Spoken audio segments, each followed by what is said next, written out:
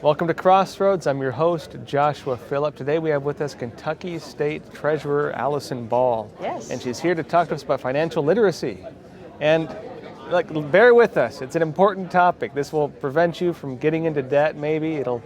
It's the teach a man to fish approach when it comes to, interventionist policies that work as the duct tape over the whole solutions once you make mistakes. And so hopefully she can teach us how to do things right from the get-go. And so Allison, real pleasure having you. Thank you very much. It's great to be here. Financial literacy has been one of my big hot button causes, something I've really cared about, so I love to talk about it. Yeah, great. So tell us, in your own work, I assume you see a lot of bad financial decisions, right? Sure. Being a treasurer. And so I guess, what are some of the main ones you see? And what are some of the simple solutions to? Maybe what are some ones you see first, and we'll get into some of the solutions Sure. after. Well, really, what I started to see, I saw before I was ever elected in office. I'm a bankruptcy attorney by background, and if you want to know how people have learned to handle their finances, what they know, what they actually do, you practice bankruptcy law, and you've got a great window into that. So I practice in Eastern Kentucky, which is kind of an impoverished area, an area that's very much dependent upon coal mines, and so I got to see from school teachers and coal miners and people that own businesses, I got to see a variety of perspectives, and it became something that I started to really care about, wanting to teach people financial literacy principles, and that's carried over to me being in office. I am the Kentucky State Treasurer. All the money in Kentucky goes through my office, in and out, so I always have a pulse on how we're doing financially just because of that role, but I care about helping people with this issue. So last year I started pushing for a bill to make it a high school graduation requirement that you've got to have some training on financial literacy. Oh, that's nice. And the bill got passed. It was bipartisan support. Believe it or not, it was one that I had to really fight for and push for, because not everybody intuitively thinks, okay, this is something we need to deal with. But I started to tell people, we've got to teach people about how do you balance a budget? How do you make good financial decisions? How do you make sure you can pay your rent and your mortgage? How do you start thinking about retirement? All of these things, if you start learning them early, then it's going to have a huge impact for the rest of your life. And it just makes states healthier if you have a population that really knows what to do about this. So that bill got passed. It was a big victory. And this year, I launched a financial empowerment commission, and I used that phrase deliberately. It's not financial literacy, although that's what it is. I feel like if you have financial literacy, if you know the tools, then you're empowered to make good decisions, just like you said about teaching a man to fish. So this commission I launched, and the treasurer is always going to chair it. It's made up of people who are stakeholders across Kentucky, and it's going to pay for resources and figure out ways to address financial literacy throughout the state. It's kind of a first in class. There's some other people that have done similar things, but this one is crafted in a unique way. And I'm excited about seeing this make a big difference in Kentucky. And there are other states that are looking at this now too. So I'm always telling people, wherever you are, this is a nationwide issue, and we need to be dealing with this and teaching people how to do these principles. So what are some of the results you've seen through the work you've done so far? Maybe you have some case studies, for example. Maybe people have said, "Oh, you helped me in such and such way," or sure. something. So this is new. So kind of what I have is just like little anecdotal things, and then in time we're gonna have some great statistics and information. But just kind of talking from my own story, just my own experience, and this is what I tell people about why we need to deal with this. When I was a kid, my mom and dad gave me an allowance. They gave me $5 a week. It was $20 a month. And as a 9-year-old, my life was pretty cushy. I felt like things were set. I had everything I wanted. And then my parents started to notice that I really wasn't making good decisions with my money, because it was given to me. It wasn't tied to a work effort. I think I had some chores to do, but for the most part, I came regularly and I just got it. And my mom and dad came to me and they said they were going to stop giving me my allowance. And this was a traumatic experience for a 9-year-old. I was incredibly upset. So I remember I pouted for a long time, but then it came to a point where I realized my parents weren't going to reinstate my allowance. I was going to have to figure out some way to earn some money. So I launched a business. I launched Positive Pencils International. I sold pencils that had different positive sayings on them for 25 cents each, or 4 for $1. It's a great deal. And my first week selling pencils, I made $200. And I thought, oh my goodness, I've got so much money. And through that experience, I developed a lot of things. I developed appreciation for what happens when you work hard. I developed an appreciation for being an entrepreneur. Some things that mom and dad may have not been looking for, but what I really got is all of a sudden I understood the value of money because everything to me was in terms of 25 cents. So I would look at something I wanted to buy and it's like, okay, how many pencils is that? But they say you really want to start teaching these principles to you when you're young. Now you can catch people at all walks of life and you can learn these things at any period. But it's really key if you can get people while they're young. And I like to use that as an example because that was true for me. My mom and dad taught me those lessons early, and that's one of the reasons why I want to make sure we're doing this as a state in Kentucky, encouraging people elsewhere, do this because this is going to make a big impact for the future. People are going to make good decisions with their money once they learn these things early. Interesting. Yeah, I can tell you, even working on my own budget and things like this, I'm learning all kinds of things.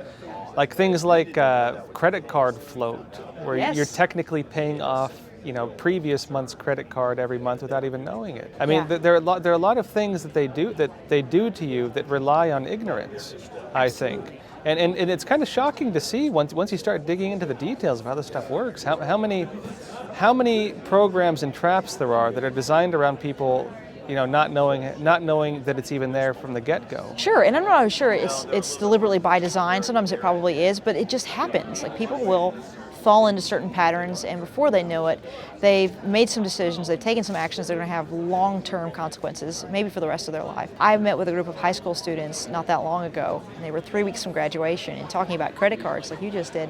I was asking them, who has a credit card? Some of them did.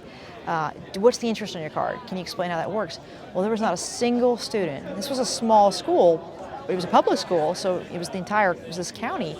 And 3 weeks from graduation, entire class, not one of them could explain to me what the interest was in their card or how that worked. This was a new concept for them. And I remember thinking this is a scary moment because they're going to be launched as adults in 3 weeks. They've got no clue that they really need to understand this. They're going to make some terrible decisions unless they know this. So that was part of an impetus for me for wanting to make sure we're teaching this. So in Kentucky, we have some standards that are coming out. They're being promulgated this fall for the incoming freshman class. So by the time that they are seniors, they have to know these things. And part of that is, your interest in your credit card. You know how that works. So you don't get trapped and make some bad decisions. So it's something that everybody's got to learn. And there's a lot of studies that show if you're teaching someone financial literacy principles, it teaches you a lot of other things too. You start to become a critical thinker and you learn about cause and effect. So there's all sorts of repercussions when you start to address this issue. That's very interesting. And I think people should also, understand how seriously finances can affect your general well-being in life. Absolutely. It not only affects, of course, how much income you have, whether you're worrying all the time about living month to month, whether you have a surplus if you have an emergency, which a lot of people don't. Yes. But also, even on things unrelated to finances, technically, like marriage. I think of course, is infidelity, but I think the second leading cause of divorce is financial issues. Yeah, but my husband and I were just talking the other day about, do you remember as a kid growing up if your parents ever argued in front of you? We were kind of recounting those moments, and he remembered his mom and dad, the only times they ever argued was if it was something about money or one time they were moving. But it's a great example that huge marital strife often involved around money. Yeah, it's something that impacts every part of your life, and you have to manage it just like any other part of your life. It's just how it is, and sometimes that managing can be uncomfortable because there are things and all kinds of shiny things in this world that are dangled in front of us, and some of them you can have right away, but you're going to have to pay for it over time, and you're going to pay more for it if you do that. Absolutely, yeah. So all the more reason why we want to make sure people learn these principles young, if we can. Get them while they're still students. There's studies that say if you can get them when they're starting off in kindergarten, first grade, and second grade, and just keep building on it the whole time they're in school, it makes a huge difference for their life. So I'm always trying to tell people this is a cause worth fighting for. We need to be doing it all over the country. Great. And anything else you'd like to say, or any kind of common issues you've seen that you wanted to kind of just give a message on how to deal with it? Well, a lot of times people think that this is not something we need to address because it should be taught at home. Mom and dad are going to teach it to you, grandma's going to teach it to you, someone's going to teach it to you. And the reality is that a lot of times parents don't know, so they can't teach.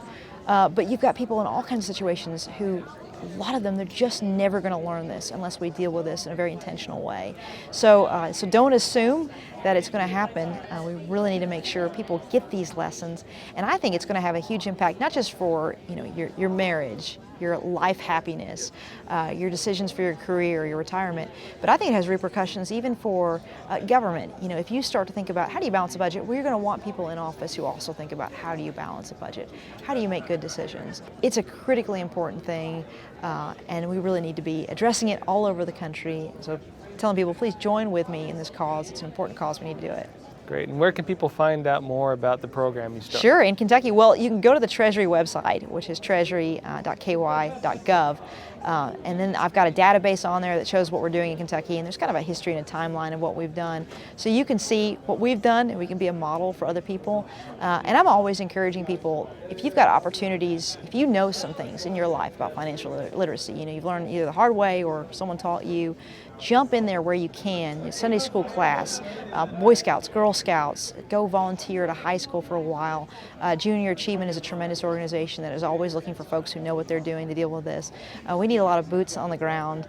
Of course, I want to see things that are modeled like what we've done in Kentucky. I think it's effective and it works, but there's a lot that people can do individually. Great. Yeah, real pleasure having you on the show. Thank you very much, Joshua. Yeah, real pleasure. Thank you. Everyone, please remember to like and subscribe. See you next time.